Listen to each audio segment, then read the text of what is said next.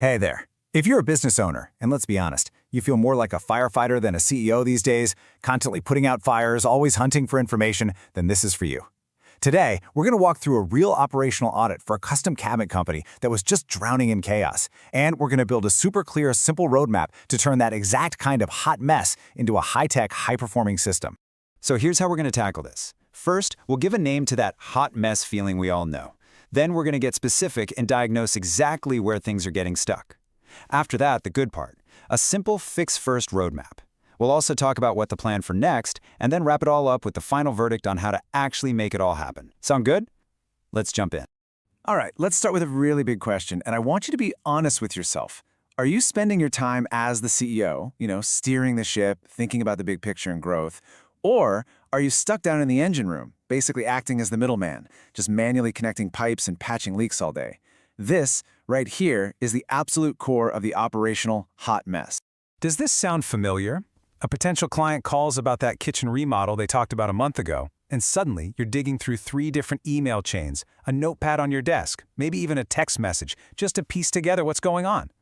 That feeling, that constant reactive scavenger hunt, is the #1 symptom that your back-end operations are seriously holding you back.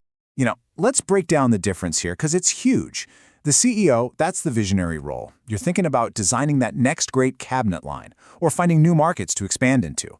The middleman, though, they're stuck doing the work that software should be doing, copying and pasting customer info, manually sending follow-up emails, just trying to get one program to talk to another. Way too many business owners are trapped in that middleman role, and they don't even realize it. So let's just put a label on it so we're all on the same page. A business operations hot mess is when your company runs on gut feelings instead of data, and your daily work is just a series of those manual scavenger hunts. And what's the result? It's simple, really. You lose leads, and your growth just hits a brick wall. Okay, so we've identified the problem. Now let's put on our mechanic hats and get into the diagnosis. It's not enough to just feel like things are chaotic. We need to pinpoint exactly where the system is breaking down. For a cabinet maker, think of this like finding the specific leaks in the pipes of your workshop. So friction point #1 is what we call lead leakage. In this company's case, every single new inquiry, every potential kitchen, bathroom, or bookshelf was just landing in one generic Outlook inbox. The bottom line is, when your potential customers are just a big jumble of emails, it is way too easy for a fantastic project to get buried and totally forgotten. You're literally letting money slip right through the cracks. And next up, a little thing called conversion hygiene failure. Now that's a bit of a fancy term, but it just means your follow-up process is, well, broken. You know the story. Someone gets a quote for a beautiful new kitchen, but they say they need to think about it. And then what happens? Nothing. You just forget. You hope they remember you and come back later. But let me tell you, hope is not a growth strategy. It's just a great way to send business straight to your competitors. And this chart, wow, this really shows you where all that precious time just vanishes. Look at this. A massive 40% of the owner's time as that middleman was wasted just on manual follow-ups. Another 35% was spent trying to get different software tools to play nice together. I mean, that's 3/4 of your day spent on tasks that, let's be real, can and absolutely should be automated. All right, enough of the doom and gloom. Let's talk solutions. This is the part I love, the fix-first roadmap. We're talking 3 clear, high-impact steps you can take right now to bring some sanity back to the chaos. This is how you eliminate that feeling of being completely overwhelmed. Let's break this down. It's simpler than you think. Step 1, centralize that scavenger hunt. This just means getting a simple CRM, a customer relationship management tool. And don't let the acronyms scare you. Just think of it as one central digital filing cabinet where every single customer's info lives in one spot. No more digging. Step 2, automate that did not buy loop. Set up one simple automated email sequence to check in with folks who got a quote but went quiet. This alone is a game changer. And third, stop winging your onboarding process. You probably already have templates for your projects. Now you just need to create a system for how a new client gets plugged into that template every single time. See? Simple. So, once you've handled those 3 big things, your brain is probably going to start spinning.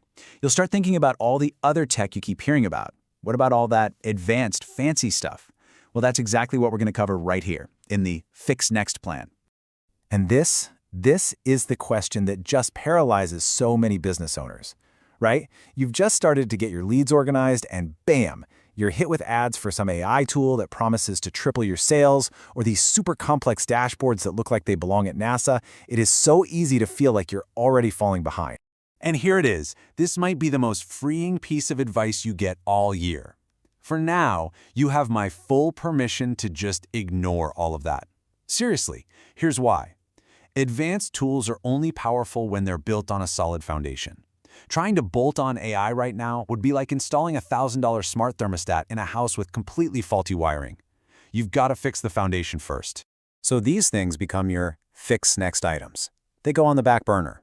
Once your customer data is clean, organized, and actually reliable, then you can start exploring how AI could help you. Once your tools are all connected and talking to each other, then you can build dashboards to see what's going on. First, you build the foundation. Then and only then do you build the skyscraper on top of it. Okay, we have a solid plan. Now let's get down to brass tacks. What's it going to take to make this a reality, both in terms of time and money? This is where the strategy gets real. For this kind of focused, fix-first cleanup, you're looking at a budget around $5,000. Now, this isn't for a top-to-bottom reinvention of your entire company. No, this is a very strategic investment to get those 3 core fixes done right: implementing a CRM, setting up key automations, and systemizing how you bring on a new client.